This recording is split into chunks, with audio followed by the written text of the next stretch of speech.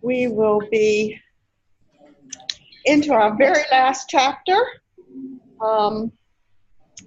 and get through chapter 18 and talk a little bit about the last test, which is considered your final in here, but it is just another test, so it's just like the others. I'll do the Daniel campus on a Tuesday. I'll do this campus on Thursday, and the other two campuses, I'll make sure they have information so that you can go to the learning centers and take care of those, or not the learning centers, the CLCs. So let me pass around the roll here.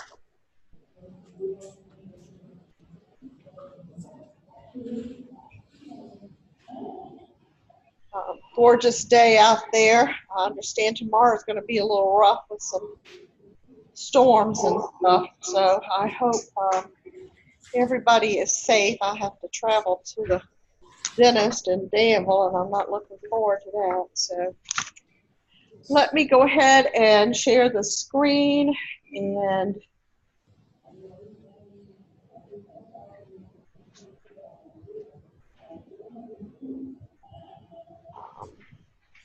take a look here. We are on week 15.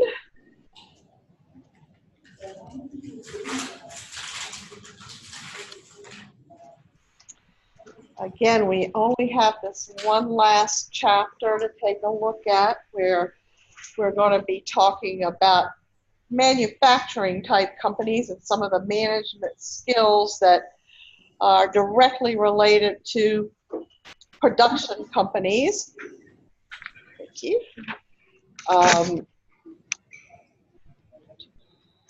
Wow, we're short on people today.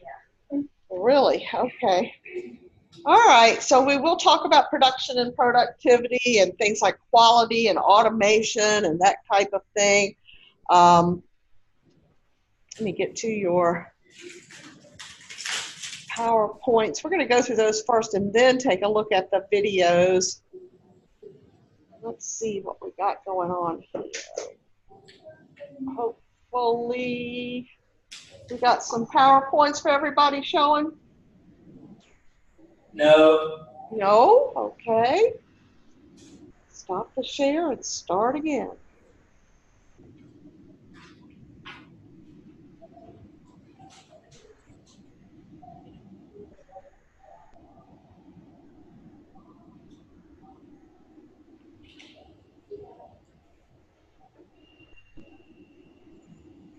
Got them now?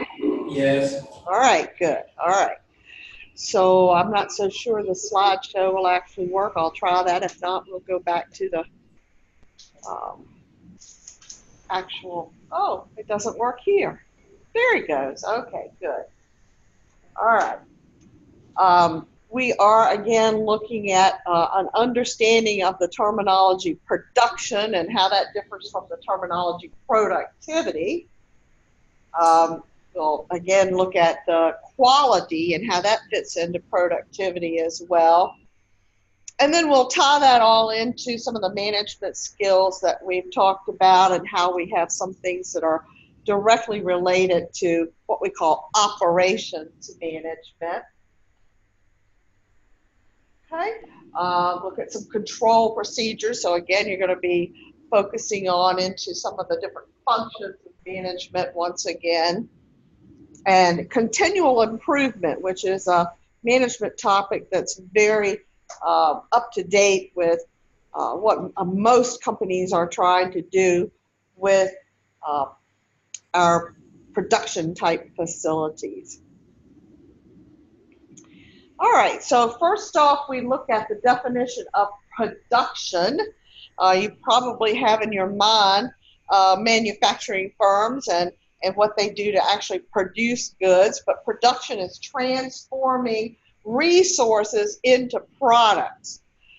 Resources are not just the materials. You might think about a manufacturing company with a conveyor belt with materials on it that are being transformed, but don't forget part of the resources that go into production are the labor involved as well. So we will transform all of the resources into products. Organizational resources are all the assets that are available to generate profits, so that's why I brought in the human side of it as well. Transformation is just changing your resources into products. That I guess you all probably are familiar with the Transformers movies, how they change and develop into something else. This is what we're doing here, is we're taking resources and changing them into products. And of course, products are what our consumers want. They want to purchase goods or services to meet their needs. So you can actually put productivity in a formula almost, the relationship between the amount of goods and services being produced and the resources needed to produce them. Okay, the amount going into the production is considered the inputs, and the goods or services that are actually being produced are the outputs. So if we just take the outputs divided by the inputs, that gives us a productivity measure. Most companies are very interested in what their productivity levels are. Of course, they want that number to be as high as possible. They don't want to be wasting any inputs in order to get the output. So a lot of this chapter looks at how do you improve productivity, what kind of strategies are available for making those productivity levels as high as possible. So we'll look at training, automation, assembly, through product design, equipment improvements, and then the quality of your workers. All of those go into your productivity level. So we're going to want to look at training our people so they can do the most effective job. Automation, which of course building using your latest technology is usually faster and more productive. Not always, but usually. Assembly needs to be as easy as possible to make things put together, to transform them faster. Use more modern equipment, which will enhance your productivity, and then make sure that the workers that you're hiring are also high quality. All right, so of course, productivity is not the only thing you are interested in if you're in a manufacturing type concern. You also are interested in the quality level of your product. Okay, quality refers to how well the product does what it's intended to do, how well it actually meets up to the specifications for which it was built. And it also usually brings in some concept of excellence. You can rank your products based on features and characteristics of them. Again, in recent years, there has been a tremendous focus on what we call continual improvement. That means making sure the quality of your products continues to get better and better throughout all phases of the production process. That hopefully will increase productivity of your manufacturing system as well. The W. Edwards Deming quality flow just is a diagram explaining how to improve product quality. It does continue in a circle, so it really does not matter where you start, but to me the logical place would be to start with the consumers by going out and doing some consumer research to see what your customers want, and then you design and possibly redesign your product to meet their needs. Then you go into supplies of your materials and equipment. So that's when you're talking with your vendors to get the nuts and bolts that go into making your product. You'll get those materials and you'll have to test them to make sure that's exactly what you need. You'll also test your machinery, your processes, get into the production, assembly, and inspection, distribute your products to the consumers who started the whole process off by letting you know what they needed. So kind of a simple way of breaking down what you probably already had an idea of the quality flow, but the quality is involved in each step along the way. You don't wait until the product is already produced and then observe the quality.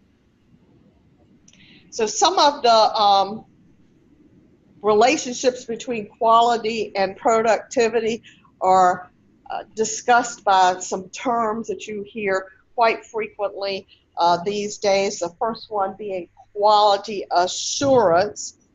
That's kind of a broad term that just says you're trying to meet the overall organization's quality objectives. So as you look at that circular thing that we just looked at, that process, that would quality assurance would take place at each step along the way. Statistical quality control is a little more narrow, narrower than the quality assurance concept, and this is actually a process to determine how many products you need to inspect, and it calculates you based on that inspection what your quality standards are. No rejects philosophy.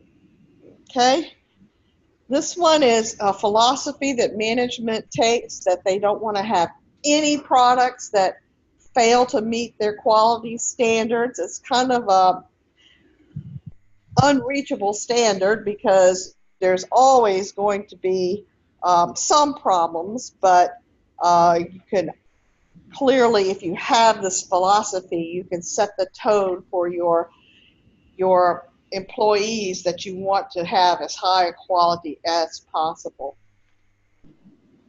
The quality circles is that circle that is coming up on the next slide here, that 12-step circle, a trend that you see a lot of employees or a lot of companies using to solicit information from their employees to get as much information from the people who are actually working with the materials along the way so that quality can be improved.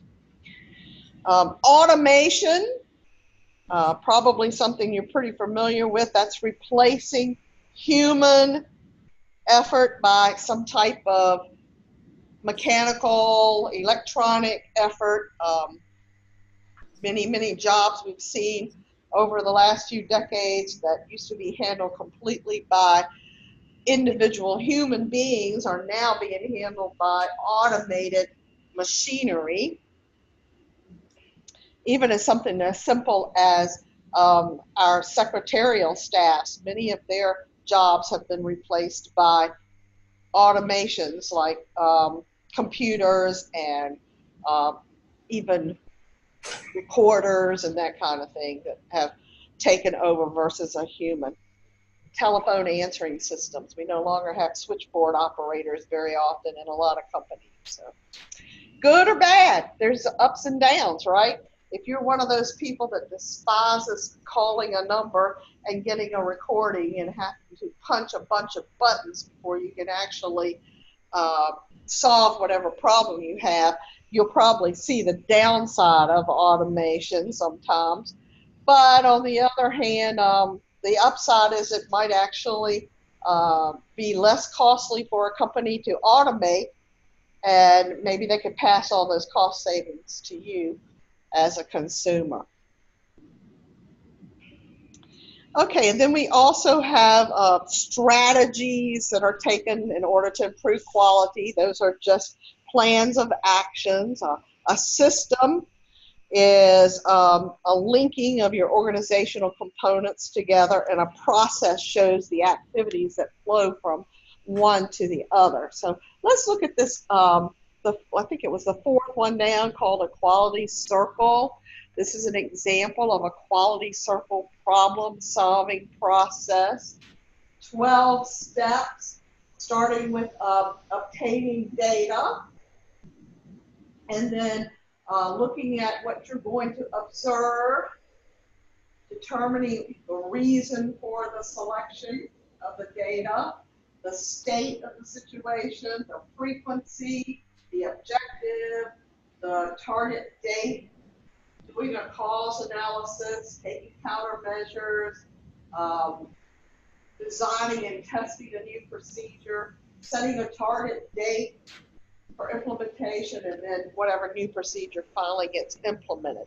Usually these quality circles that they're defining is where you have a smaller group of employees pulled out in order to look at one particular system. It is adapted from the Japanese. Japanese are very good at looking at ways to improve quality, but to make their manufacturing as efficient as possible. So these are a group of employees who have gotten together to look at quality-related problems and see how they can be improved.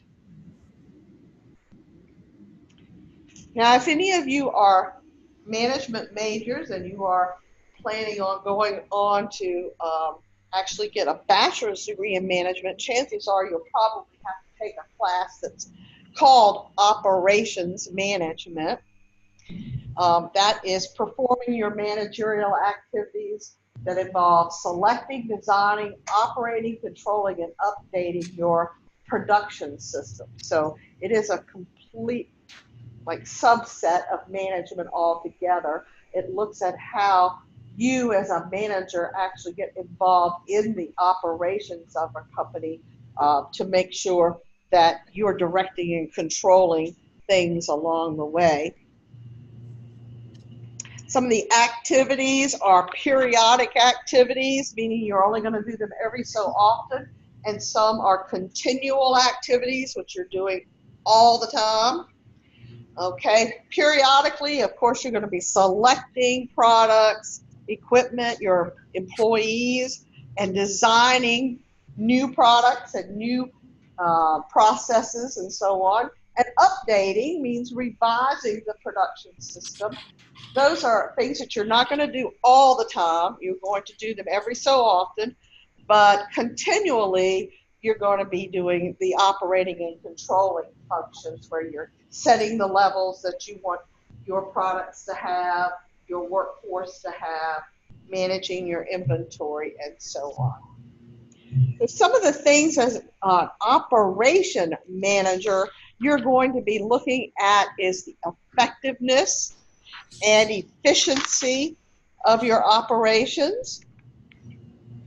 We'll be looking at capacity strategy. You're going to be running these factories that have machinery and people working in them, and you don't want just idle equipment sitting around or even idle workers sitting around. So you'll be looking at strategies to fully utilize your capacity. Location itself is a complete strategy. Where are your manufacturing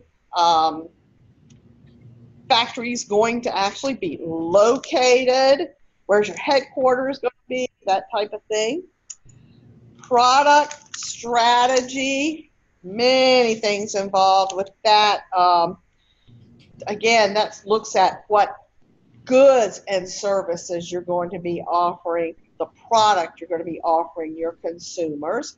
The process strategy looks at the actual methods to transform your resources to the final product.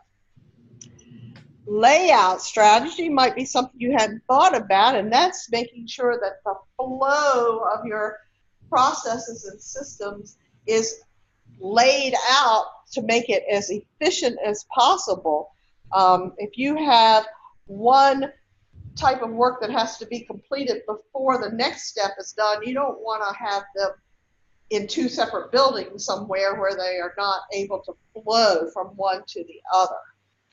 And of course, the human resources strategy, which is making sure your employees are hired with the right backgrounds that match your company's needs, that they're trained properly in order to do the job, that they there's all the planning that goes into developing your labor force involved in the human resources strategy.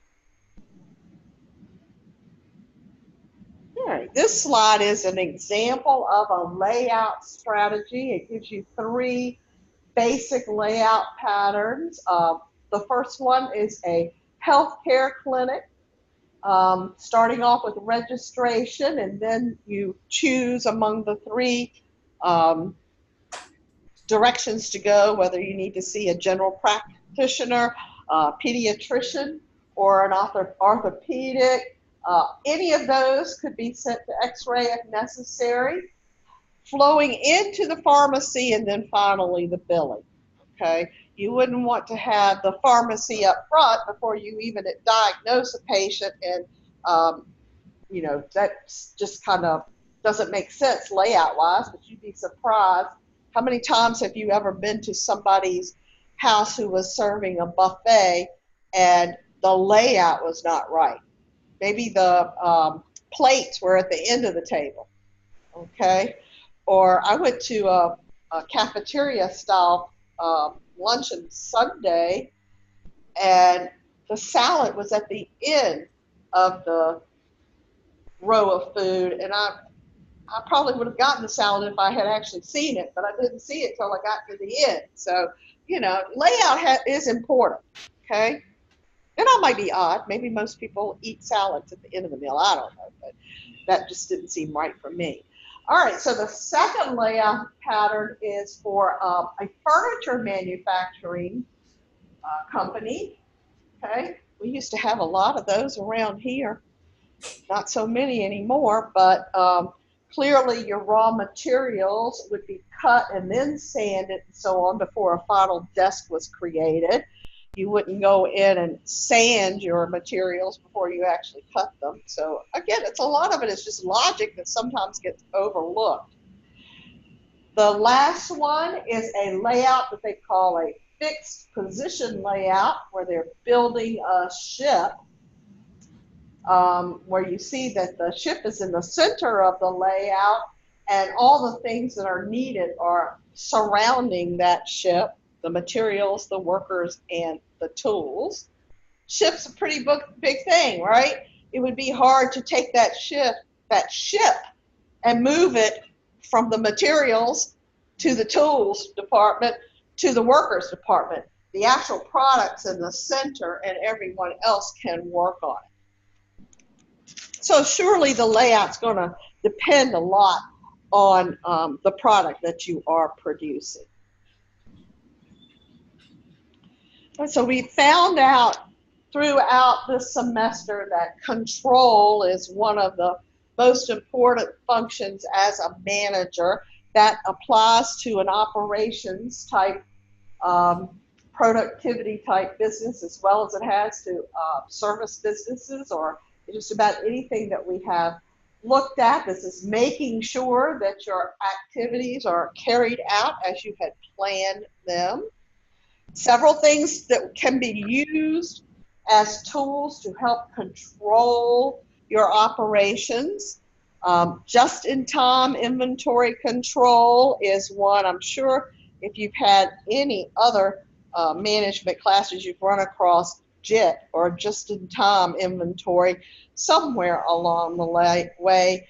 Again, this is something taken from our Japanese producers, who are able to work together closely with their vendors to make sure that all of the materials that are necessary for their production services arrive just in time for them to use them. In other words, they are not just sitting around with loads and loads of nuts and bolts and wood and stuff, and they can't use them for a while, because that's lost money. You're having to take up space to house all that. So just-in-time, or JIT, inventory control system, minimize some of those things. Experience has shown that in the United States that does not necessarily work as well as it does in Japan, because the U.S. does not seem to have a lot of the relationships that are involved with the vendors like Japan does. Our vendors are not willing to work as closely with us in the United States and most industries. Of course, your maintenance is something that you're going to want to have controls on as well. You want to make sure that you catch any problems before they turn into disasters. You've got a conveyor belt with your products on it. You want to make sure you're maintaining that conveyor belt before the thing just breaks and stops and all operations are halted right then and there. Cost control. Yeah, me being an accountant, that's the first thing I think of when it comes to controls, and that is making sure that the cost involved in producing your products are within what you expect your standards to be. So you're probably in a manufacturing company going to ahead of time establish some standards for the costs that go into the productions of your goods, and then you're going to compare your actuals to your standards and make changes if necessary along the way. Budgetary control, again, playing on the accounting side of things. Budgetary controls are looking at your plans for the future in terms of the funds that you have available, making sure that you've got the cash necessary to purchase the items that you're going to need in order to produce your goods. Budgeting is a scary term for some people. If you've dealt with budgets on a personal basis, you might look at them as sort of a tool of punishment. If you don't meet your budget, somebody might slap you on your hand. But look at it instead as a control method, not a punishment method. Sometimes it can get carried away that way in a business as well, where the employees can be punished when they don't adhere to budgets, just like you might on a personal basis. Say you have a budget personally to buy a new car, and your budget's $20,000, and if you go out and buy that new car and it costs $30,000, likely somebody in your personal space, perhaps, unless you are even yourself, you might punish yourself for going over your budget, okay? It can happen, of course, in a business as well. So you want to plan ahead. Be realistic with your budgets. If you can't afford a $30,000 car, you don't want to budget for a $30,000 car. Likewise for the expenses that go into a manufacturing company as well. So budgets are something that you can manipulate through time. You don't have to create a budget and stay with that budget forever and ever. You want to take into account what some of the actual results along the way and revise your budgets. Ratio analysis, something that you'll learn about in finance classes and even accounting classes. Look at performing some mathematical calculations that show the relationship between certain variables on a company's financial statement so that you can analyze things like the profitability of the company, the solvency of the company, the activities that are going on, the efficiency, and so on. We'll look at some examples of some ratios here in just a minute. And then finally, our materials control looks at the flow of the materials from the vendors throughout the production cycle all the way to the consumer. Doesn't do you much good to get your materials from your vendor and have a very good functioning manufacturing process, but then fall down on getting those goods to your consumers. So the whole process is looked at there. All right, the next slide does have examples of some ratios. I would not be so concerned in this class about you actually calculating the ratios, but you should have an idea of the things that you can use ratios to determine, such as the profitability of your company. An example of one of the ratios that measures profitability is return on investment. What kind of return are you getting on the assets that you've invested your company's money in?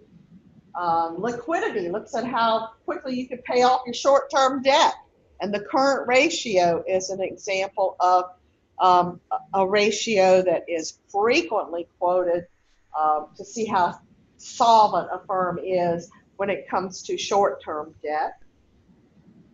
Activity, inventory turnover, we'll look at how efficient your inventory management is, and then your long-term debt can be measured through leverage ratios such as your debt ratio.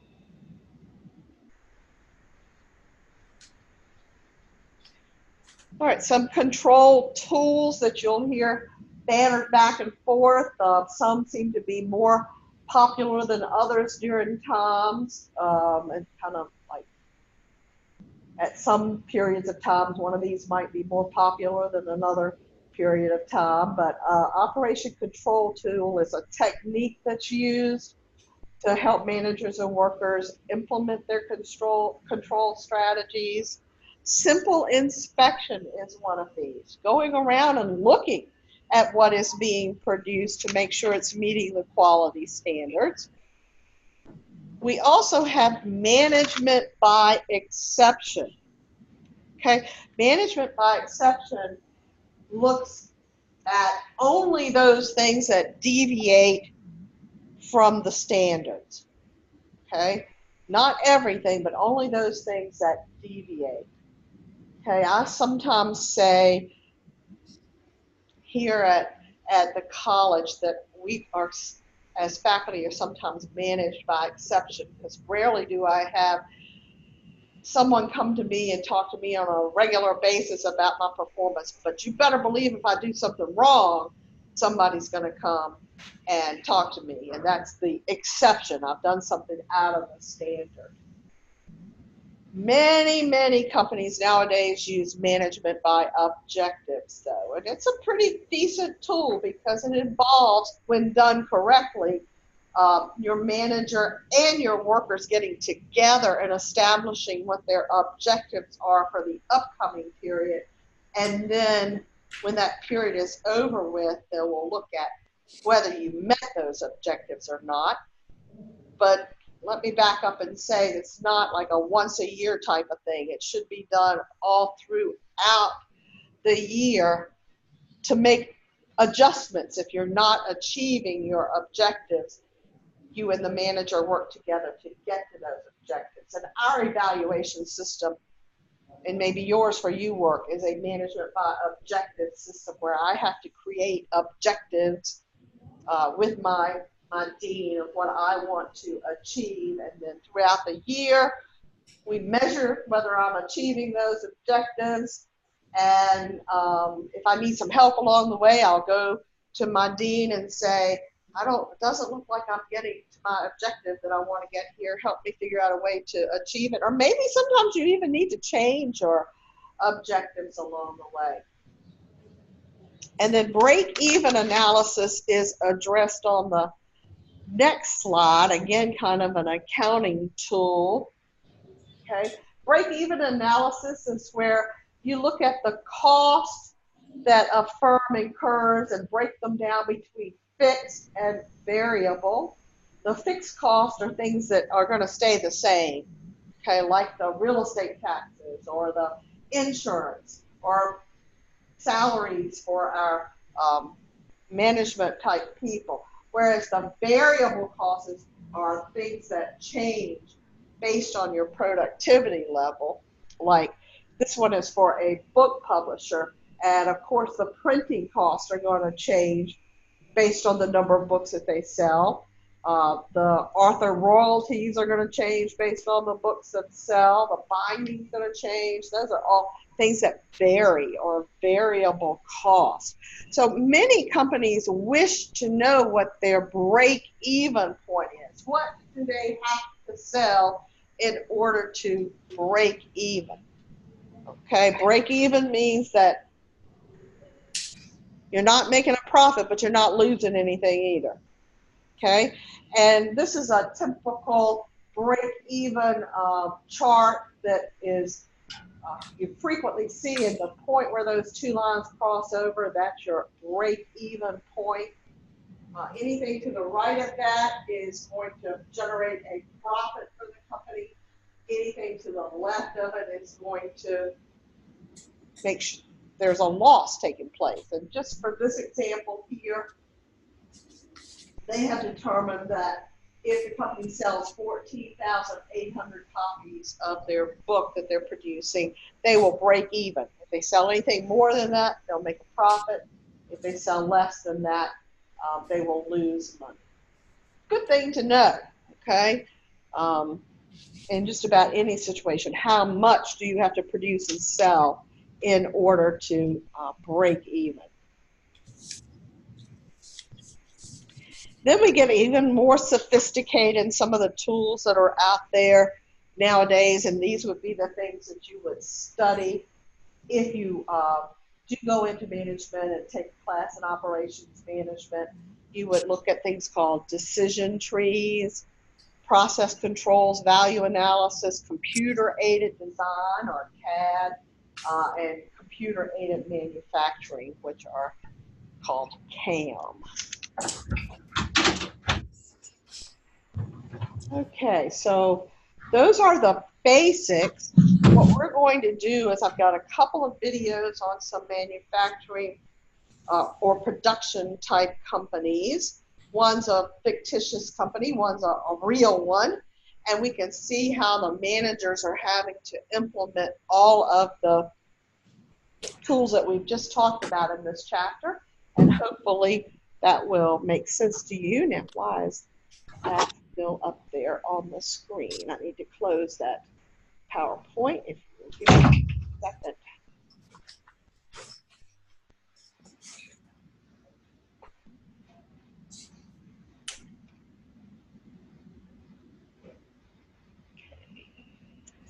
So let's see if we can't share the video here.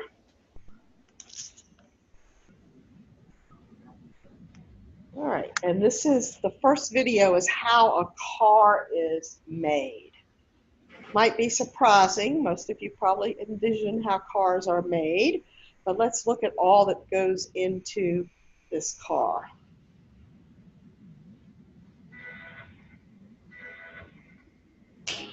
It all begins with a blank sheet of paper and some rough sketches. After that, the car takes shape in the form of a clay model. All materials and processes are tested and simulated. Craftsmanship and state-of-the-art technology go hand in hand at every step along the way. The pressing tools are created with the utmost precision, then it's off to production. In the press shop, steel is treated at high temperatures to improve the strength characteristics. In the body shop, robots do most of the heavy work.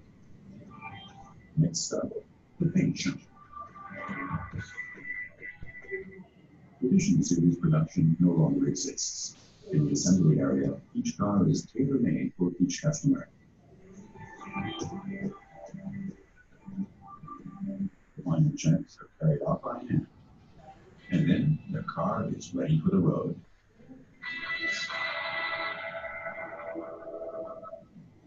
Once the design of the model has been finalized, the next step is to build the pressing tools needed for the bodywork. A tool is a mold that weighs several tons and consists of two halves. Robots cut and shape the structures, but the finishing touches are done by hand. The pressing tools are thoroughly tested and get down to work in the press shop. Giant coils of sheet steel come directly from the steel plant. They provide the basic raw material for the car body. The press is split into molds for one car part. Then the giant machine is set in motion. For safety reasons, no one is allowed into the pressing machines. Each car's millimeter-thin lines require the highest possible precision during the pressing process, and the machines quite literally work under tons of pressure. Robot arms transport the steel sheets from one mold to the next. All tools in the pressing cycle work on the same body part, one after the other, to shape the body design in several steps. The finished parts are then de-stacked using ergonomic aids. The press shop is the only place where traditional series production lives on. From this point forward, each car is individually tailored to meet the wishes of the customer. The individual parts now move from the press shop to the body shop. Most of the heavy welding is done by robots due to ergonomic reasons. After that, the next stop is the paint shop. The body shell is immersed in a tank for cleaning and degreasing. At this point, everything is still gray on gray, but this is where color comes into the picture. Filler, base coat, and clear coat. This is the order in which water-soluble paint is applied to the outer skin of the car. Each car is painted separately. If necessary, different colors are applied one after the other. Robot arms fitted with protective sleeves use a fine spray to ensure the paint is applied efficiently. Then, highly qualified paint specialists take over the final stages of the painting process. An environmentally friendly dry separation system filters the air in the paint shop. Each individual car body is examined carefully before passing to the assembly area. Flawless, high-gloss surfaces at the paint shop. That's all in a day's work.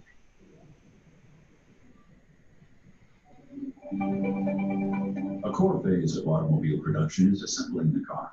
This is where everything comes together. All preliminary work, all parts, and all materials are assembled here to form the final vehicle. In this phase, it's all about just in time, and that involves making sure suppliers deliver each part at exactly the right time.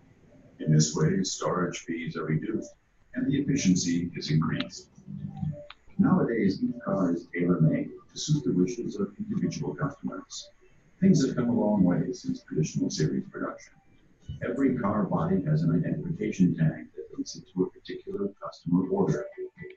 This tag carries all the information about the model features requested by the customer. At each stage, the right part must be in the right place at the right time. It's an impressive logistical achievement. Highly specialized employees are the key to the assembly process. They work with ergonomic aids, such as lifting devices, so-called manipulators, to keep physical strains and stresses to a minimum. After final assembly is complete, the next step is the final inspection of each vehicle. The light tunnel makes it easier to spot any irregularities in the surface of the car. Here again, the human eye is the best gauge. Robots have long since become an integral part of auto manufacturing. They play an especially important role in areas with challenging working conditions. In the body shop and in the paint shop, for example. In the body shop, heavy parts are delivered from the press shop and welded together by robot arms to form the full body of the car. All through the production halls, these arms swivel and turn in a programmed ballet as the robots help employees perform their own tasks. Factory cages protect the humans from their robot colleagues. Nowadays, robot arms are much more than just mechanical aids that do the heavy work. Over the last few years in particular, their potential has steadily increased as technology has progressed. Robots are becoming more precise and safety sensors more sensitive. Humans and machines are already working hand in hand in their first pilot projects. A glimpse of the future within our grasp. The most important tools in automobile manufacturing are the hands of the employees. Irrespective of all the high-tech devices and robots, the success of the production process ultimately still depends on craftsmanship. It begins with the first rough sketches and continues all the way to the final touches on the vehicle. In fact, no matter which type of car is being made, craftsmanship is part of every stage, from the selection of materials to the stitched cockpit features. From building the engine blocks and the assembly of individual elements to the final inspection. Indeed, finesse and craftsmanship are the ultimate quality guarantee. Cars are not only made by machines, they're built by around 600,000 employees of the Volkswagen Group worldwide.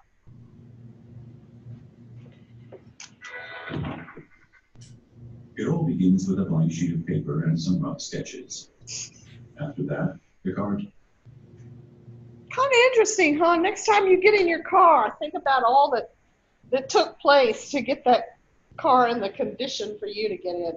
If you think about those humongous robot arms, they just like freak me out. And like they said, in some areas of the plant, people are not even allowed in there because of all the pressure and the, pretty safety type problems that might be around. So, but all in all, it still takes humans to make the whole thing come together. So even with automation, we have a lot of oversight by humans as well as actual labor by humans to create a car. So clearly, if things got out of sequence in the car manufacturing, it would cause a wrench in the whole situation, and we'd end up driving all kinds of strange vehicles, I suppose. But hopefully they have an inspection that takes place that keeps that from happening. Although I have had cars where there was clearly something in the manufacturing process that wasn't done right. My father had a car years ago where the interior on one side of the car was a different color than it was on the other side. Very, very strange. So somebody messed up there along the way, but you might run across that kind of thing sometimes. All right, let's look at the last video, which is more of a service type company, and look at FedEx and see how that one works. Every business day, Federal Express ships nearly 4 million packages to over 200 different countries. Not only do they dominate the express shipping business, they redefine it. Tonight we go behind closed doors of the $19 billion global enterprise that is FedEx. They ship just about anything, anywhere, overnight. From high-tech computers to well-packaged walruses. Overnight package delivery is so common today, it's hard to imagine life without it. But 30 years ago, FedEx founder Fred Smith had to convince people of this visionary idea. We needed to go in and tell people we could pick up your item and transport it to many different locations. So we had to build a network first before we have a product. To build that network, Fred created the hub system. His brainstorm was to fly all the packages to one central location for sorting and then send them on to their destination city. Fred chose Memphis as the central hub. To balance the United States on an imaginary spindle with the weight of all of the people in the country, so it just stays flat right there. Memphis was close to the center, got a wonderful airport, wonderful weather.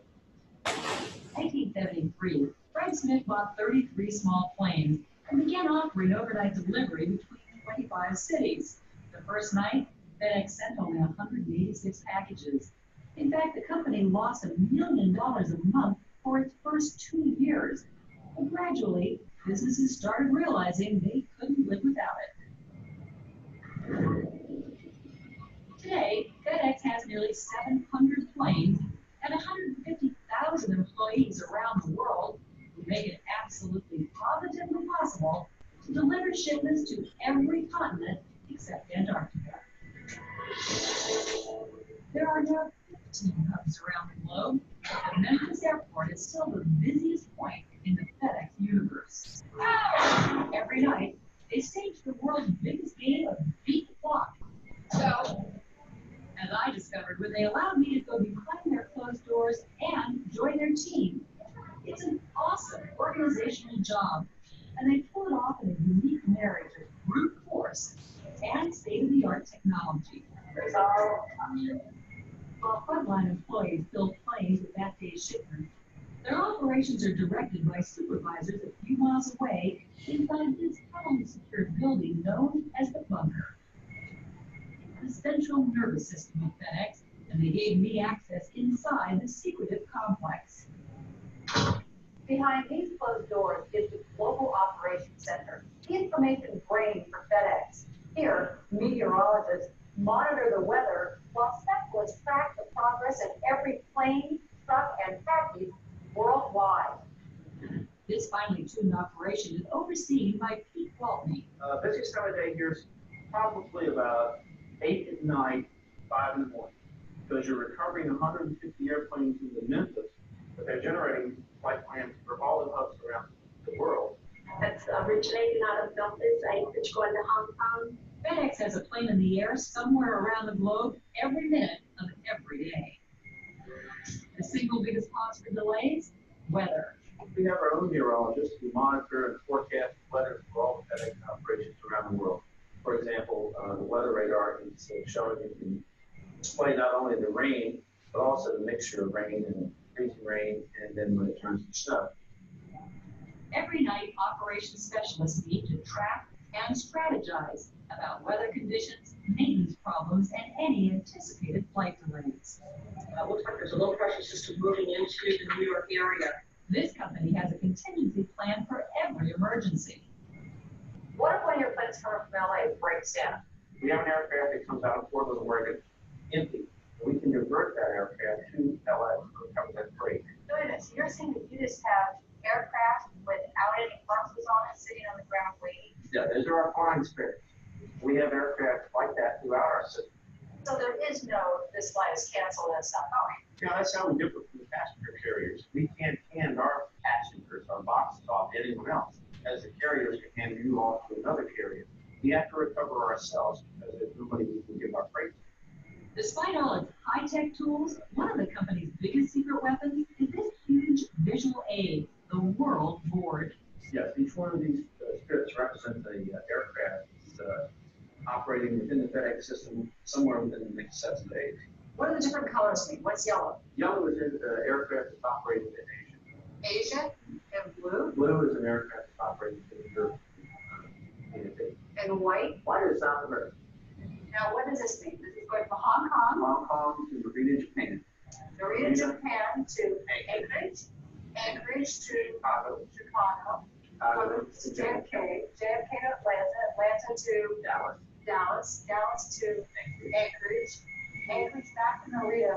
Is this the same crew? No, not the same crew, but the same airplane, all the same. Everything's approved by the tail number. In just a couple of days. From the morning of the 2nd until the night of the 3rd. Wow. FedEx employs 3,750 pilots, and they train inside this mammoth facility, which houses multi-million-dollar flight simulators. Every 6 months, pilots get a refresher course, culminating in a simulator where they fly their routes in every possible weather condition. Everything from hurricanes to snowstorms to dust storms to smoke. Any type of weather that you've ever thought of, we could reproduce in the simulator. FedEx allowed me to experience flying one of its daily international runs. Taking off from the company's 6th Rim hub in Subic Bay, Philippines, then heading up to land in Anchorage, Alaska. And FedEx 240, your third takeoff runway 07, winds are 030 at times. FedEx 240, third takeoff. Okay, ready to go? Ready to go. Keep room to sit on the run. Okay. Break the power up. Come back. Come back. Very nice. Now stop your flight. Crosshairs. Very nice. Right. Bring your landing gear up. This simulator recreates the cockpit of an MD-11, the largest plane in the FedEx fleet. Even with all the gauges and automated controls, I found keeping it on course quite a challenge. That's it. Just keep following the little flight bar. Back to the left a little bit. To the left, sorry. What does that mean? Which means we reached altitude that we had set on the altitude alert. I'm sweating. You're doing great. I think so too. I was amazed at how the simulator could give me such a realistic sensation of flying. Then it was time for the acid test. I assume we're going to land this thing before we get to those white mountains. The runways are right before we get to those mountains. Makes it very interesting. This is so real. I can hardly believe it. Oh, wow, I see it. You should be able to see the ground coming up. Okay, I see Right it. inside it. Look straight forward. You should be able to see the runway now. It's snowing Here we here. go. Big time snowing. And we're moving.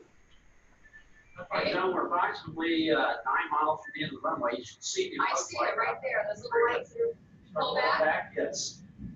Pull More. back harder, harder, Harder. harder. Harder. Oh, Very good. Now push forward and slightly. push forward. Yes. We're on the ground. Great job. I just steered down the center like we did on the pickup. Congratulations, gentlemen. We're in Anchorage, Alaska. You just landed. Wow. Oh my gosh. That was awesome. Nice job. Thank you. So, when we come back, I join the night team as they race and beat the clock at the FedEx Super Hub.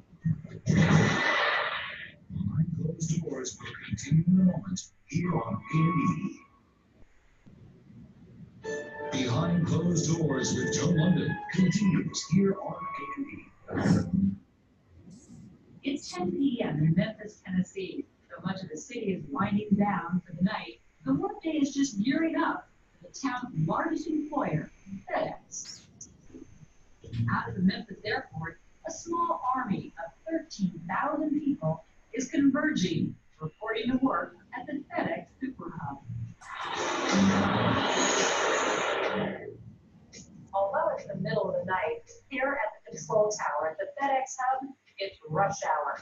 Between the hours of 11 p.m. and 5 a.m., this is the busiest airport in the world. 160 aircraft land in just over 2 hours, more than one touching down every minute. 1446 wraps out being approved. Once on the ground, each plane taxis in and parks at its designated spot on the ramp. It's met by a team that must unload the plane in less than 20 minutes. over here. All right. The belly of the plane is filled with huge cargo containers called cans that weigh about 3 tons each. Now I'm really kind of surprised about how easily you can push them. And that's because the whole bottom is just covered with these wheels. But it's not a transition yet. The point of the transition is to speed up the process. Once the cans are all loaded onto a dolly, they're towed by a small tractor called a tug. Dante Arnold guided our load through this whirlwind of activity. There's no like flappers out here. Yeah. Flappers may not fly. All right. The boxes are offloaded onto the first belt of the giant assembly line. Here, let's do this one. In this business, every second really counts. We're under the door to get the freight unloaded. We're just like a hungry baby. We're flat on the floor. Did you ever sit down with a steel ball at the cellular? Oh, Assembly line? exactly. That's what I think about. It feel like it. Flat across the The belt with the boxes inside the 294-acre sorting facility. It's an incredibly vast network of conveyors, chutes, and slides. Any package can be located in this maze at any time. This 4x4-inch excavator may be the most important weapon in the FedEx arsenal. It's the barcode. The point of reference for each of the millions of packages that come through here every day. Each package is placed onto the belt with its tracking label up. The laser scanners can read its barcode. As the box moves down the belt, its barcode triggers metal arms that divert it on a smaller sorting belt, matching the box with other packages and in the same direction. Documents sent in smaller packages are handled in a separate assembly line called the soft package sorter. Again, the laser scan data triggers the pallet sending them on to the correct destination bin and into a waiting bag, which is gathered and ready for its outbound flight. Sorting must finish by 2 a.m. in order to load the packages onto their outbound flights. The biggest pressure is on the crew loading the planes for Newark Airport, which handles the New York City market. 40% of all FedEx deliveries go in or out of New York City. And if the first plane isn't in the air by 3 a.m., the packages will never make it on time. The Newark outbound itself is the most critical in the hub, mainly dealing with the Holland and the Lincoln hubs. Not through the tunnel at 6 a.m., it's not the main service in the city. Before leaving the hub, each package is scanned one last time to confirm it's headed onto the right plane. With precious seconds ticking away, the load crews race to fill the planes.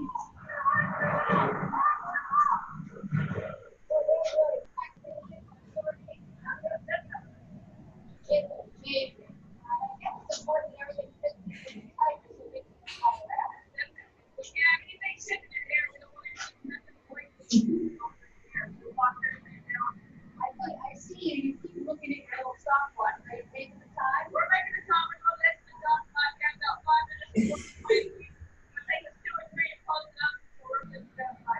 This looks like the last one coming in. You know, I'll have that. Come down. All right. Thanks for the help. Another plane is loaded and on its way right on time. After landing for destination cities, the packages will be sorted again and distributed to teams of couriers who drive their trucks door to door. FedEx riders walk 2.5 million miles each day, the equivalent of 100 trips around the Earth. FedEx, a global operation whose success is due in large part to the night shift at the Memphis Super Hub. I'd like to extend my personal thanks to all those who helped us gain unprecedented access to make this show possible. Please join us next time, and once again, we go behind closed doors. For A&E, I'm Joe London. Okay, so next time you get a package, maybe you have a little bit more appreciation for what took place to get it there. Whoops.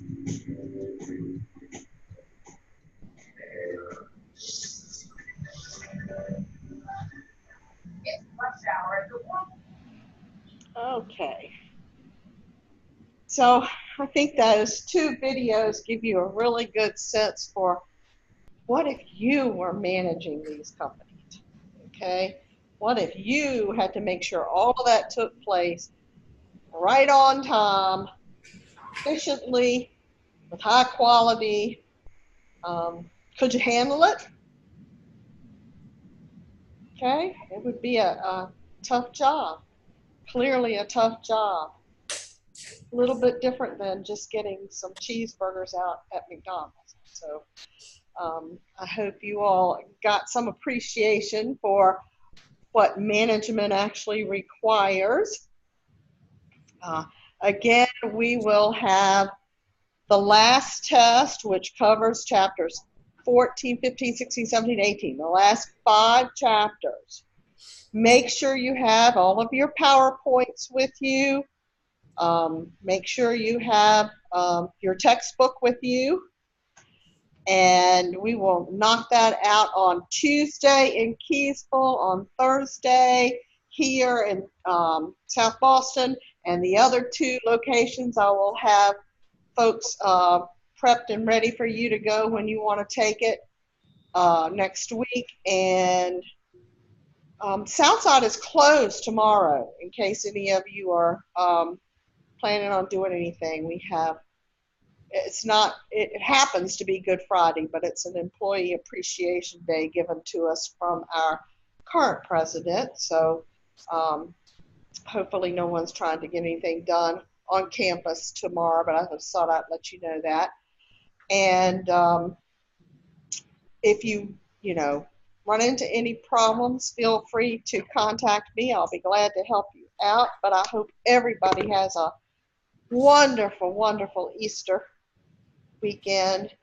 And y'all be careful if we do have bad weather. I've gotten to the point where I can't believe the weather people, the meteorologists, I should call them, I guess. They get us all hyped up about some of these storms, and then nothing happens. So, anybody have any questions about anything? All righty, we will see you on Saturdays. Otherwise, y'all have a good evening.